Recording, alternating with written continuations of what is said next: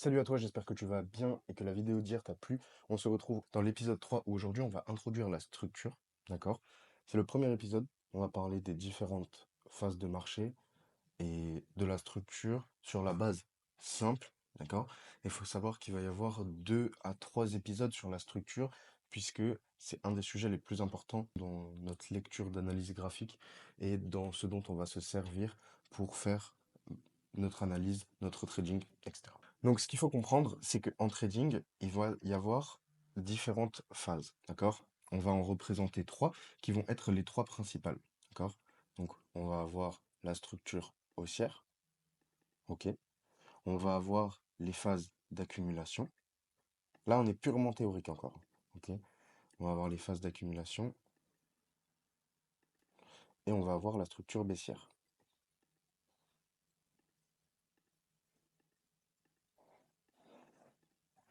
Ok. Maintenant, ce qu'il faut comprendre, c'est que ça, c'est globalement les 3 différentes phases qu'on va retrouver sur le marché.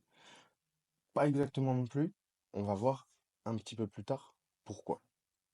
Maintenant, ce qu'on va faire, c'est que ici, vous devez comprendre que le marché, il se développe de cette manière pour plusieurs raisons. Donc, on va aller un petit peu plus dans le détail.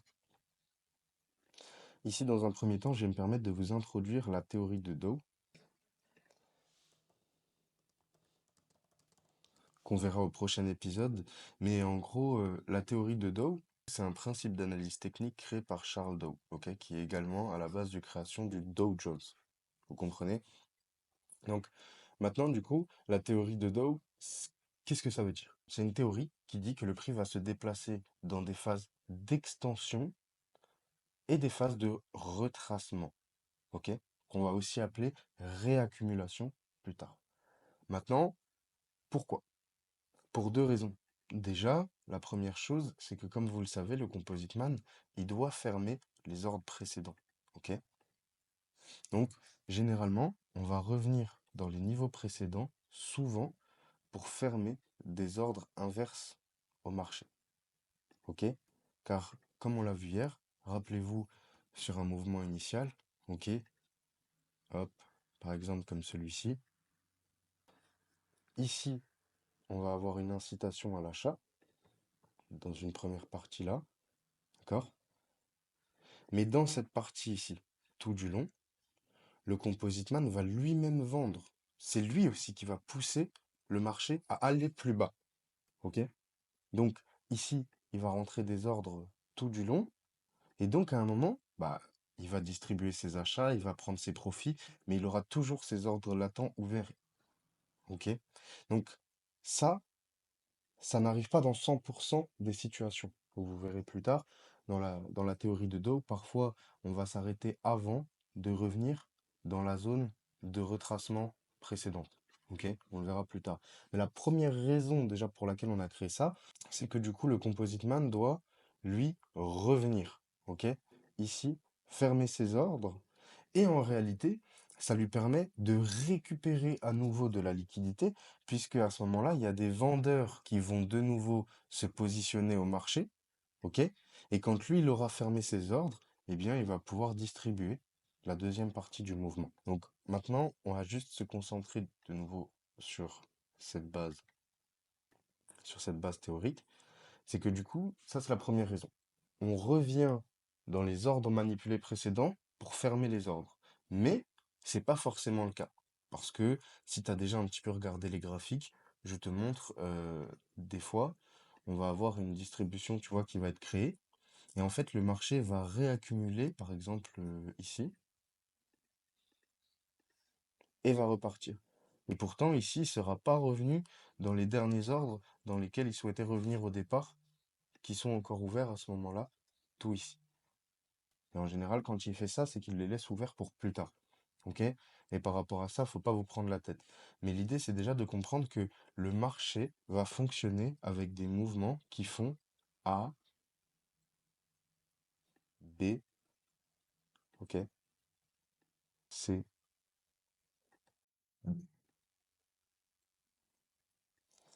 Nous, ce qu'on va vouloir, généralement, pour anticiper un petit peu ce qu'on va voir après, c'est rentrer en phase C, d'accord? Quand on aura la data de la première jambe, ok? Pour aller chercher la suivante. Donc, maintenant qu'on a compris le concept de structure haussière, dites-vous que c'est la même chose à la baisse, ok? Et bah, du coup, il y a les phases d'accumulation. Les phases de range, le marché n'évolue pas, il n'y a pas de nouveau plus haut, etc. Donc, ça, c'est la théorie pure. Maintenant, ce qu'il faut comprendre, c'est que quand on parle de théorie de Dow, le mouvement que vous voyez ici, il peut être représenté de trois façons. D'accord? La première, ça va être le retracement. La deuxième, ça va être la réaccumulation. Ok? Surtout pour une deuxième jambe. Ça, c'est la deuxième partie. Et la troisième phase, c'est la continuation. Ok? En vérité, en fait, c'est un petit peu compliqué à expliquer. J'essaie de rester tout de suite dans des schémas simples. C'est de se dire que quand cette jambe-là, elle va partir, ok, elle aura trois façons de faire la suite. Soit elle va juste retracer, ok, complètement la zone, récupérer ses liquidités et repartir. Ça, c'est la première possibilité. La deuxième possibilité, c'est que justement, on est en fait un bloc où vraiment on va aller tirer. Ça, c'est quand on est en overextension, donc c'est la continuation. On va capituler pour ensuite directement partir. On en a rien à foutre du début, on run. Ok? Et on va avoir la troisième partie qui va être du coup la phase où on part, mais en fait, on ne revient pas forcément sur les 50%. Par contre, on refait un week-off, ok? On refait une accumulation, on capitule et ensuite, on prend le go sans forcément prendre les 50%, sans forcément revenir dans le dernier ordre manipulé. Donc quand on parle de théorie de Dow, c'est la théorie qui crée justement le fait que le marché va soit évoluer avec des plus hauts de plus en plus hauts et des plus bas de plus en plus hauts, soit il va évoluer avec des plus hauts de plus en plus bas et des plus bas de plus en plus bas. Ok? Sur une structure baissière. Sinon, on est en neutre. Donc maintenant, on comprend que d'une jambe à l'autre, on a trois façons différentes dont le marché peut revenir pour chercher sa jambe suivante. Et en réalité, il va y avoir une quatrième façon, mais cette quatrième façon, ce ne sera pas la continuation, ce sera le retournement. D'accord? Et à ce moment-là, du coup, c'est le marché capitule. On verra ça plus tard. Mais déjà, dans cette première introduction, si vous avez compris du coup ce phénomène sur la structure, on va rapidement revenir sur le schéma en vente. Donc, on a une phase AB. On vient créer, là je vous la fais en un peu moins théorique, on vient créer une phase de retracement théorique de Dow. On pose le A, on pose le B, on pose C, on pose D. OK? Deuxième jambe. Le marché va ensuite revenir de nouveau. On chute. Là, on est en théorie complète, hein, mais le marché revient et chute. D'accord? Donc, donc là, on voit bien qu'on a des hauts de plus en plus bas et des bas de plus en plus bas.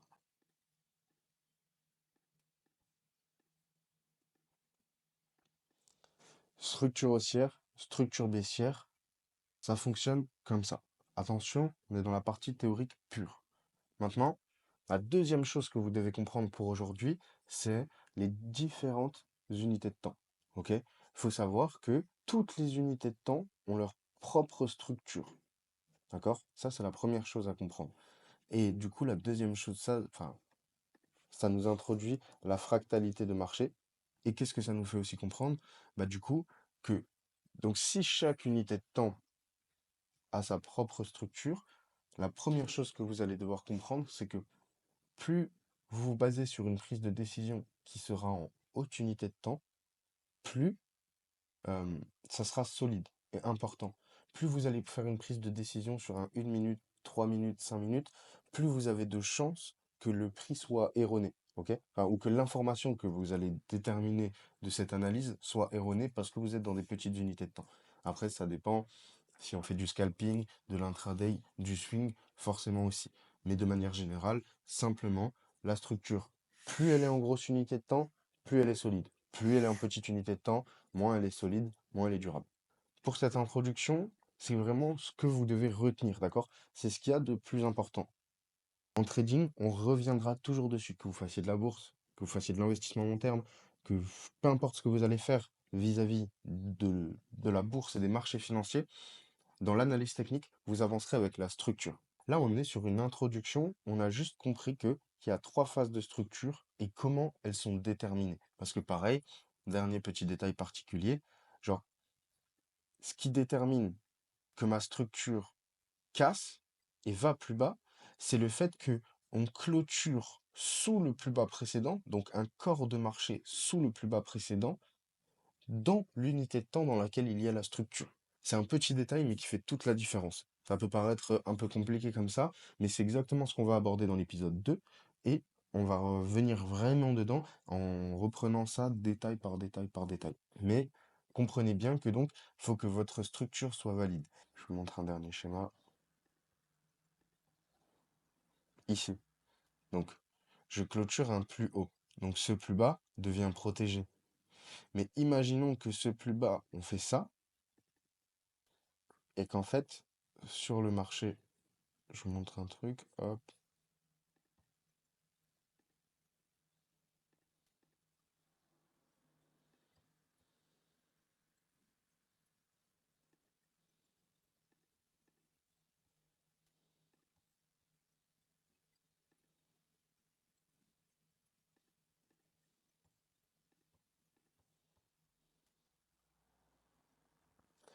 je vous introduis la structure niveau avancé pour le prochain épisode. C'est que, du coup, c'est valide sur un marché qui clôture le corps, d'accord? Ici, ce plus bas-là était protégé, et dans ce cas de figure-là, il l'est toujours, d'accord? On a simplement pris la liquidité sur ce niveau et on l'a directement réintégré. Donc, par exemple, si c'était arrivé ici, ça n'aurait pas été valide.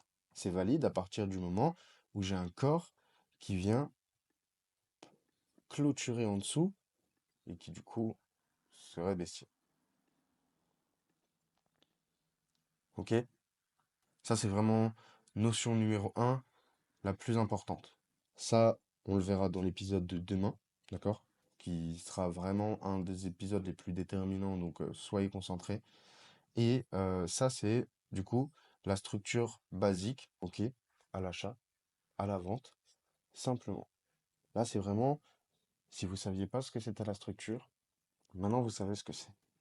On se retrouve demain pour la structure avancée.